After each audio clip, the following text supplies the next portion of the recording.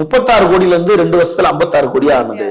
8 ஆண்டுகள்ல 305 கோடி அசையும் சொத்து, 98 கோடி அசையா சொத்து அப்படின்னும் போதே, அசையும் சொத்து அசையா சொத்து மாறலாம். ஆனா 305 கோடி 98 கோடி இது தனித்தனியா ப்ராப்பர்ட்டி உங்ககிட்ட இருக்குன்னா, இதுல ஒரு பெரிய ஷேரை ஃபர்ஸ்ட் பங்கு பணம் போடுறாரு.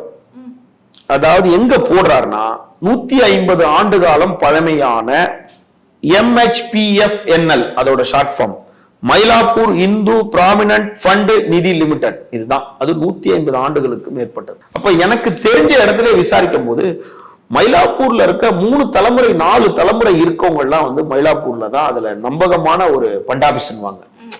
நமக்கு தெரிஞ்சவங்கள சின்ன வயசுல எல்லாம் கேள்விப்பட்டா மயிலாப்பூர் பண்டாபிஸ்ல தான் நகை வச்சிருக்கோம், பண்டாபிஸ்ல நகை வச்சு வாங்கிட்டு வந்தோம் அப்படின்னு தான் சொல்லுவாங்க.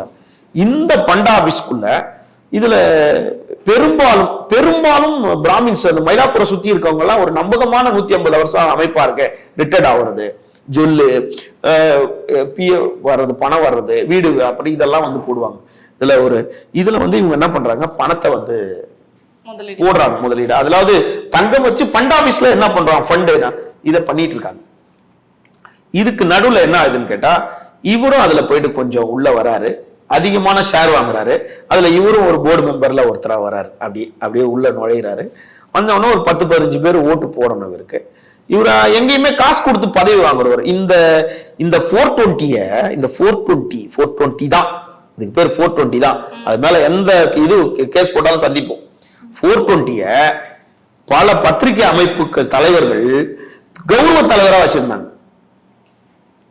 கௌரவ தலைவரா இவரை கௌரவ தலைவர், பல ஊடகங்கள்ல சம்பளம் தரலாம். அண்ணன் தேவநாதன், நீயே தேவநாதன் யாரே 420